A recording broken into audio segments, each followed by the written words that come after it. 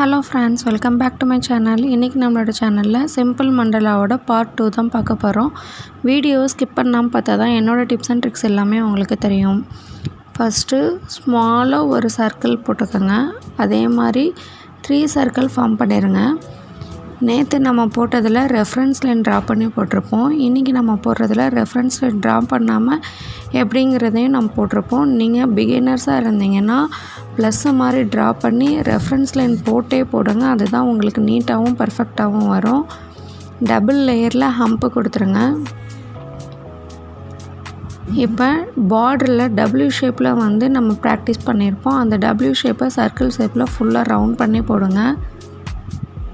உங்களுக்கு henna கிளாஸஸில் interest இருந்தால் என்னோடய பேஜை சப்ஸ்கிரைப் பண்ணிக்கோங்க. பெல் பட்டனே ஆன் பண்ணிடுங்க. நான் போடுற வீடியோ எல்லாமே உங்களுக்கு யூஸ்ஃபுல்லாக இருக்கும்.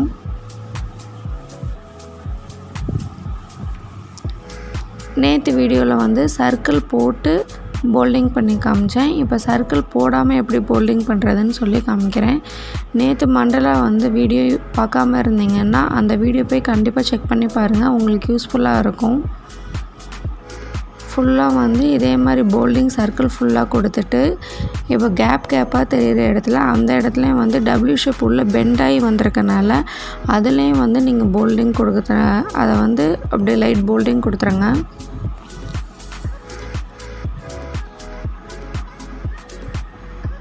நீங்கள் இப்போ தான் என்னோடய வீடியோ பார்க்குறீங்கன்னா சப்ஸ்கிரைப் பண்ணிவிட்டு பாருங்கள். மறுபடியும் ஒரு சர்க்கிள் லைன் கொடுத்துருங்க.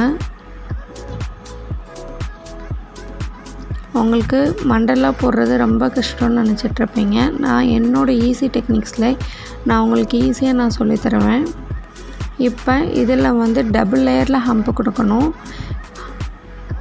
சென்டரில் அவங்களோட கையை அவங்க சென்டர்னோட மண்டலா போடுற இடம் உங்களுக்கு கேப் போடுறது நீங்கள் ஹம்ப்பு கொடுக்குறத வச்சுக்கோங்க. இப்போ உங்களுக்கு சிங்கிள் லேயர் ஹம்ப்பு தான் கொடுத்து அவங்களுக்கு கம்ப்ளீட் ஆயிரும். அவங்க மண்டலா அவங்க ஹேண்டில் பாம்பில் கம்ப்ளீட் ஆயிரும்னா நீங்கள் அதிலே கம்ப்ளீட் பண்ணி நிறுத்திடலாம். நீங்கள் இல்லை அவங்க ஹேண்டில் ஒரு லேயர் ஹம்ப்பு கொடுத்தா தான் அவங்க ஹேண்டில் பாம்பு மண்டலா நீட்டாக தெரியும், சின்னதாக இல்லாமல் கரெக்டான சைஸில் இருக்கும். அப்படின்னா நீங்கள் ஒரு லேயர் ஹம்ப்பு கொடுக்கலாம்.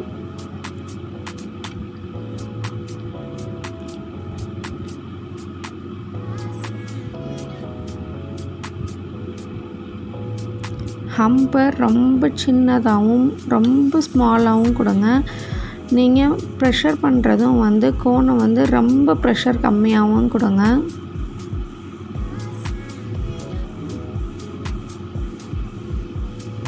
பிகினர்ஸாக இருந்தீங்கன்னா ரொம்ப ஸ்லோவாக போடுங்க. அப்போ தான் ஒர்க்கு பக்காவாக நீட்டாகவும் வரும். இப்போ ஆஃபாக டிவைட் பண்ணி இந்த சைட்லேயும் கீழே பார்த்த மாதிரி மேலே பார்த்த மாதிரி ஒரு வாயின் டிவைட் பண்ணிவிட்டு கொஞ்சம் கேப் விட்டு அந்த வாயின்லேருந்து இந்த வாயினில் பாதியாக சர்க்கிள் இந்த சைடும் அந்த சைடும் ஃபார்ம் பண்ணிடுங்க. ஃபார்ம் பண்ணிவிட்டு இப்போ நம்ம வாயினில் தான் இதை டெக்கரேட் பண்ண போகிறோம்.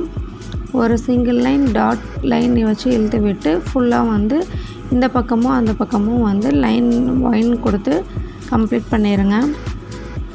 இன்றைக்கி நம்ம போட்டதை பேப்பரில் ட்ரை பண்ணுங்கள். டிஸ்கிரிப்ஷனில் என்னோடய வாட்ஸ்அப் நம்பர் இருக்குது, அதில் சென்ட் பண்ணுங்கள். நான் உங்களுக்கு பேப்பர் கரெக்ஷன் பண்ணி சொல்கிறேன். உங்களுக்கு எந்த டவுட்டாக இருந்தாலும் எனக்கு வாட்ஸ்அப்பில் மெசேஜ் பண்ணுங்கள். நான் உங்களுக்கு ரிப்ளை பண்ணுறேன்.